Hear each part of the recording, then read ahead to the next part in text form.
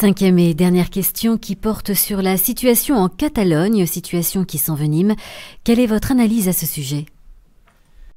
Alors c'est un sujet dont j'ai parlé depuis maintenant de nombreux mois et j'ai été notamment j'ai fait une conférence à laquelle je renvoie les personnes qui ne la connaîtraient pas, qui est une conférence qui s'appelle sur les euro-régions que j'avais faite déjà depuis plusieurs années. Je l'avais notamment faite à Namur, je crois. Elle est en ligne sur Internet.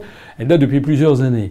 En réalité, malheureusement, tout ce que j'annonçais est en train de se produire. C'est-à-dire que les autorités de Barcelone, les autorités catalanes foncent vers l'organisation d'un référendum sur l'indépendance, entre guillemets, de la région Catalogne dans le cadre de l'UE.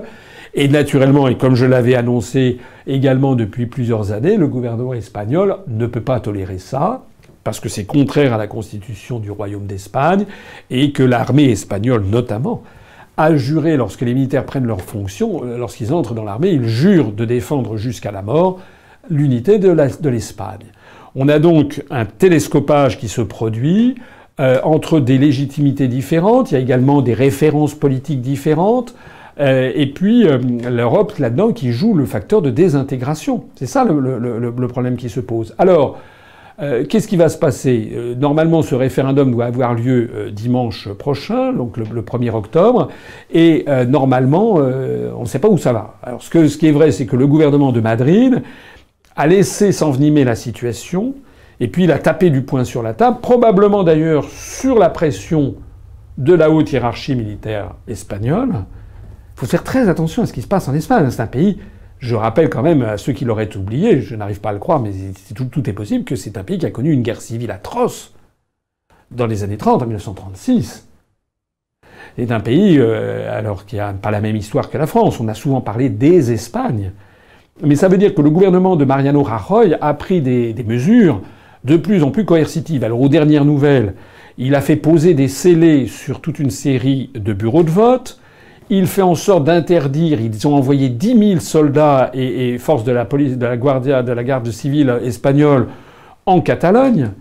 La police, il y a quelques heures, à l'heure même où j'allais commencer à parler, la police a commencé à prévenir par des messages Twitter la population qu'il risquait d'y avoir des troubles. Et donc, il est très probable que dimanche prochain, il va y avoir des troubles en Catalogne. Il y a 700 maires qui avaient prévu d'organiser le référendum qui ont été interdits, auxquels on a interdit, on les a menacés de les mettre en prison. Des scellés ont été mis sur les bureaux de vote, je le disais. A contrario, il y a des lycéens qui sont manipulés par des forces obscures, qui ont décidé de se mettre en grève générale parce qu'ils veulent organiser le référendum. Enfin, tout ceci est en train de s'envenimer et de dégénérer. J'espère pour l'Espagne, j'espère pour nos amis espagnols, que raison va être gardée, mais on ne sait pas, parce qu'il peut très bien y avoir aussi derrière tout ça des agents provocateurs.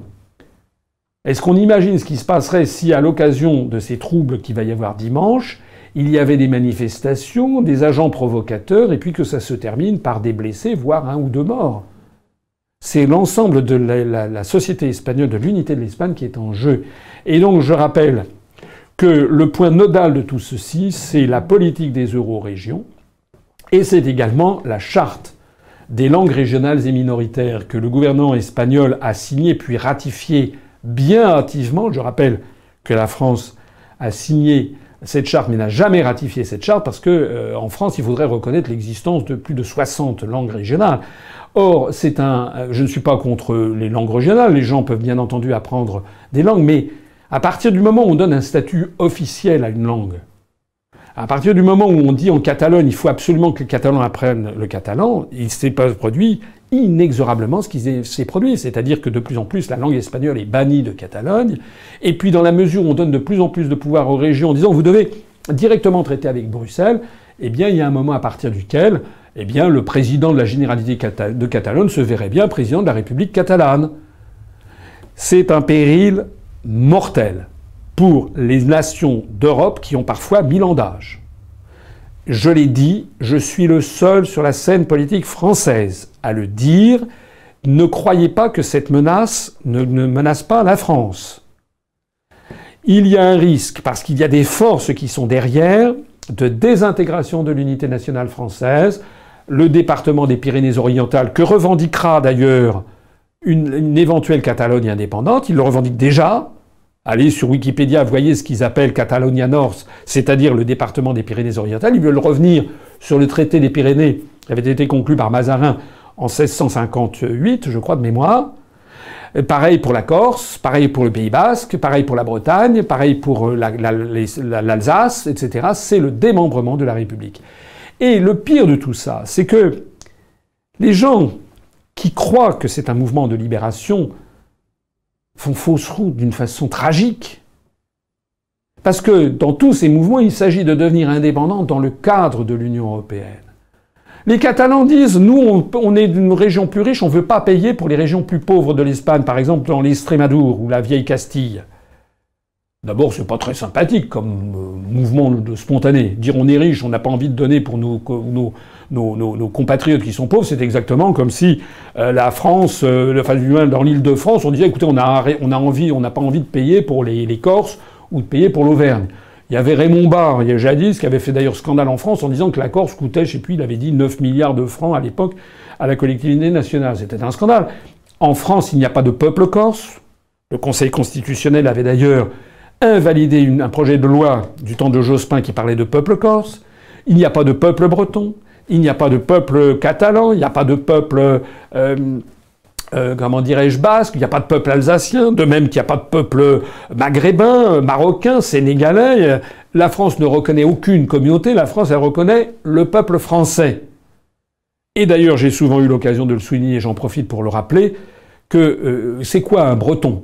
Moi, j'ai un de mes 4 grands-parents qui étaient bretons-bretonnants de Côte-d'Armor, enfin des Côtes-du-Nord, comme on disait à l'époque. Suis-je breton ? Mes 3 autres grands-parents viennent du Tarn, de Haute-Saône, et celui dont je porte le nom, mon grand-père paternel, c'était du Loiret, du centre de la France. Je suis quoi, moi ? Est-ce qu'il va falloir un jour, par exemple en Catalogne, comment c'est quoi un Catalan d'ailleurs en Catalogne ? Quelqu'un dont les 2 parents, par exemple, sont nés à Barcelone, catalan, et dont les deux autres grands-parents, il y en a un qui vient de Galice, un dernier qui vient de l'Andalousie. Il est quoi ? Va-t-il falloir bâtir des lois, comme les lois de Nuremberg des nazis, vous savez, à partir de 1935, il y avait des lois qui avaient été édictées à Nuremberg, des lois raciales, qui disaient ce qu'était un juif. Il fallait avoir 3 ou je sais plus combien de grands-parents juifs pour être juif. Si vous n'en aviez qu'un, si vous n'étiez pas juif. Est-ce que c'est la même chose qu'il va falloir faire ? Tout ceci sent très mauvais, et j'ai déjà eu l'occasion de le dire, et avec courage, parce que moi, j'ai du courage, et je dis tout ceci, ce qui se cache derrière, c'est la démolition d'un État comme la République française, qui est capable de résister au rouleau compresseur anglo-américain. Imaginez, que Dieu nous en garde, imaginez ce que serait l'éclatement de la République française, ce que deviendrait une Bretagne indépendante dans le cadre de l'Union européenne, une Catalogne indépendante dans le cadre de l'Union européenne, une Corse indépendante, une Wallonie indépendante, les Flandres, etc., indépendants dans le cadre de l'Union européenne. Les Catalans, d'ailleurs, s'ils devenaient indépendants, d'abord, ils ne seraient pas dans l'Union européenne, et pour y rentrer, il faudrait l'accord de l'Espagne qui refuserait. Mais la solidarité, au lieu de l'exercer avec l'Extrémadure, ils l'exerceraient avec la Roumanie, la Bulgarie. Et de toute façon, toutes leurs décisions seraient prises par la Commission européenne à Bruxelles, par la Banque centrale européenne à Francfort et par l'OTAN depuis Washington. Croyez-moi, nous devons nous serrer les rangs. Comme sous la Révolution française, la France ne connaît qu'un seul peuple, le peuple français. Nous devons revenir aux fondamentaux de notre histoire nationale, de notre solidarité nationale, liberté, égalité entre tous les Français, fraternité entre tous les habitants de la République française. Cet entretien d'actualité est sur le point de s'achever. Alors, avant de conclure, avant le mot de la fin, avez-vous d'autres sujets à aborder ? J'ai beaucoup parlé, je ne veux pas abuser. D'autant plus que maintenant, vous avez vu que sur notre site, nous avons une revue de presse hebdomadaire qui est assez appréciée, donc où on donne la liste d'un certain nombre de faits qui ont pu vous échapper. Alors, je ne vais pas commenter toute l'actualité, mais là, il y avait un certain nombre de points sur lesquels je tenais à m'exprimer.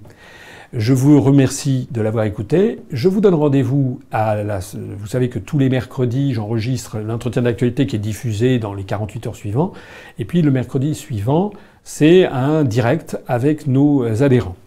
Vous avez vu que là, j'ai remis la cravate pour l'entretien d'actualité. Peut-être que je la retirerai de nouveau pour le direct. Il y a eu des réactions. Il y a eu à la fois des gens qui ont trouvé ça formidable, d'autres qui m'ont critiqué. Finalement, il faut tout pour faire un monde.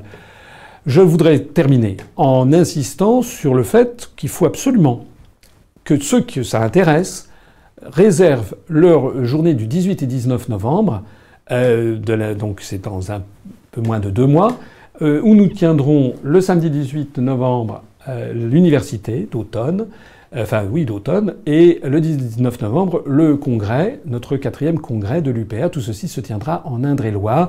Notez-le, il va y avoir beaucoup de monde. Nous aurons quelques surprises. On aura des tables rondes qui seront tout à fait intéressantes. Il y aura des surprises pour tout le monde. Et puis c'est surtout pour tous les adhérents de l'UPR un merveilleux moment pour se retrouver tous en commun, découvrir qu'il y a des centaines et même maintenant des milliers d'adhérents de l'UPR et que notre mouvement, que cela plaise ou ne plaise pas, est encore en train de grimper en nombre d'adhérents, en notoriété et en influence sur la scène politique française. Vive la République et vive la France. Ayez confiance. Retrouvez nos analyses, nos propositions, adhérez ou faites un don sur upr.fr. Retrouvez-nous aussi sur Facebook pour partager des idées et participer au direct. Twitter pour suivre les réactions de François Asselineau au jour le jour. YouTube pour ne rater aucune de nos vidéos. Pour nous aider à rétablir la démocratie, poussez-nous, abonnez-vous, partagez.